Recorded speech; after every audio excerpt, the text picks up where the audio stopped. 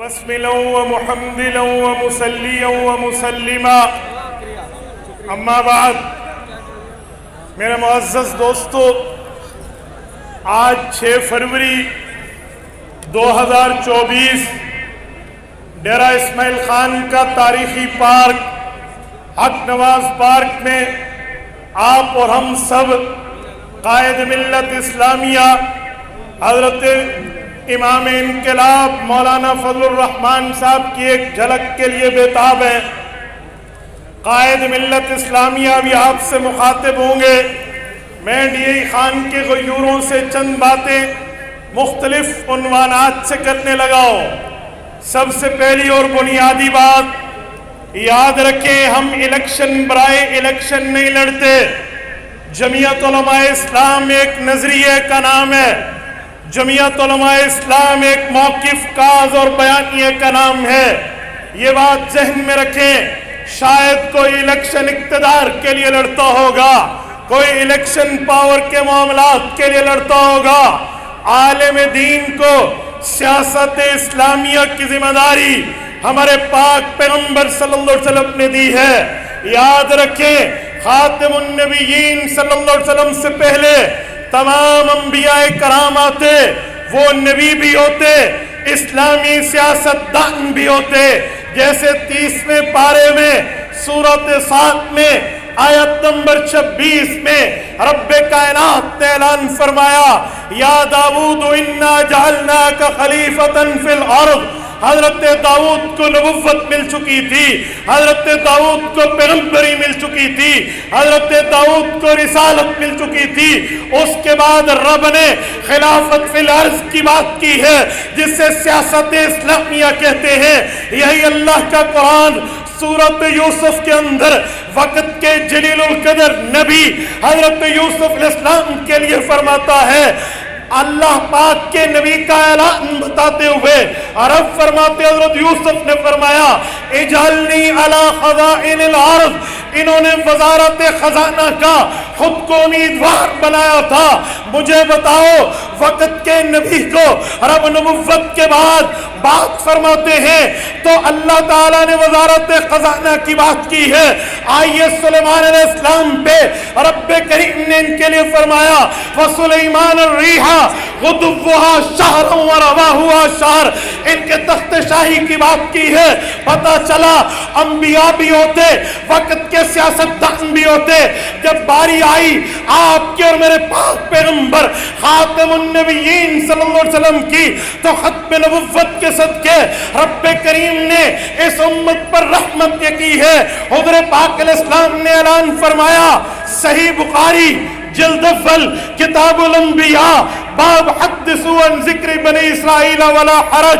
حضرت ابو ہریرہ رضی اللہ عنہ راوی ہے، اللہ کے رسول نے فرمایا، کانت بنو اسرائیل تسوسهم الانبیاء۔ میری امت کے صحابہ، امت تک یہ پیغام پہنچا دو، اللہ انبیاء بنی اسرائیل کو بھیجتے، وہ نبی بھی ہوتے، اسلامی سیاستدان بھی ہوتے، اور پھر آخر اپنے لیے فرمایا، فَإِنَّهُ لَا نَبِيَّ بَعْدِي۔ میں انبیاء میں آخری نبی ہوں، انبیاء کے سیاستدانوں میں آخری نبی سیاستدان ہوں۔ صحابہ نے سوالیہ نظروں سے پیغمبر کے چہرے کا شربتی دیدار پیتے ہوئے آنکھوں میں سوال کیا، اللہ کے رسول، آپ کے بعد نبوت ختم ہے تو کیا سیاست اسلامیہ بھی ختم ہے؟ حضور پاک نے فرمایا، جی نہیں، فَسَيَكُونُ بَعْدِي خُلَفَاء فَيَكْثُرُونَ۔ میرے بعد علماء سیاست کے میدان کو سنبھالیں گے۔ ڈی ای خان کے غیوروں، جمعیت علماء اسلام اس نظریے پہ قائم ہے، جس نبی نے عالم دین کو منبر کا وارث قرار دیا، جس نبی نے عالم دین کو مصلی کا وارث قرار دیا، علماء کو خانقاہ کا، تعلیم کا، تدریس کا، تبلیغ کا وارث قرار دیا، اسی نبی نے سیاست پہ پیغمبر کا وارث قرار دیا۔ اس سے پتہ چلا جمعیت علماء اسلام پیغمبر کے نظریے کی بنیاد پہ، وراثت کی بنیاد پہ سیاست پہ ہے۔ میں حضرت قائد ملت اسلامیہ سے عرض کیا کرتا ہوں، حضرت آپ دین کا کام کر رہے ہیں، لیکن افسوس کی بات یہ ہے دنیا آپ کو سمجھتی ہے، آپ دنیا کا کام کرتے ہیں۔ ڈی اے خان کے غیوروں، جیسے تبلیغ پیغمبر کی وراثت ہے، جیسے مصلی و منبر پیغمبر کی وراثت ہے، رب کعبہ کی قسم سیاست اسلامیہ بھی پیغمبر کی وراثت ہے۔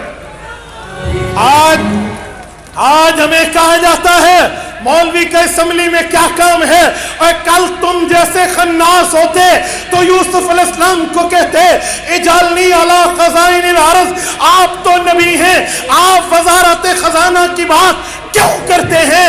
کوئی خناس دماغ کا یوتھی اگر اس زمانے میں ہوتا تو یوں کہتا یا داؤد انا جعلناک خلیفۃ فی الارض، اللہ حضرت داؤد نبی ہیں، انہیں منبر پہ بیٹھنا چاہیے، مصلی میں بیٹھنا چاہیے، مسجد میں بیٹھنا چاہیے، ان کا سیاست میں کیا کام ہے؟ یاد رکھو کل انبیاء سیاست کرتے تھے، آج انبیاء کے وارث کریں۔ اسی بنیاد پر کہہ رہا ہوں عالم دین پیغمبر کا سیاست میں وارث ہے۔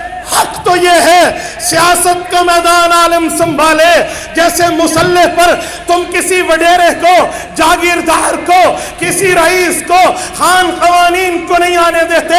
یہ نبی کا مسلح، یہ نبی کا منبر، یہ نبی کی وراثت، تو سیاست اسلامیہ میں بھی غیر عالم نہیں آ سکتا۔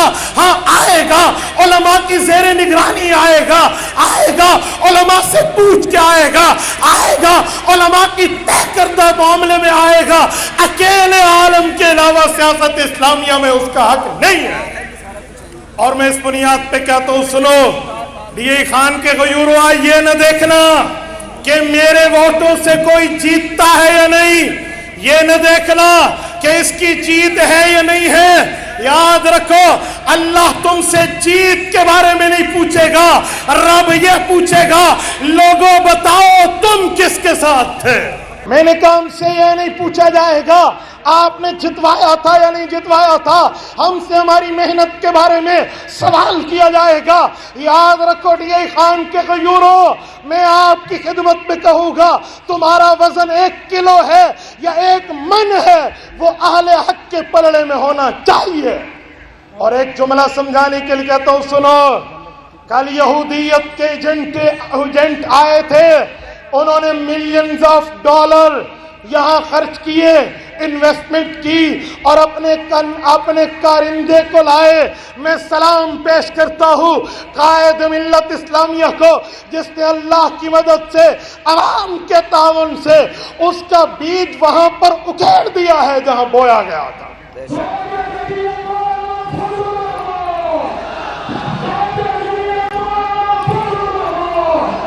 اور میں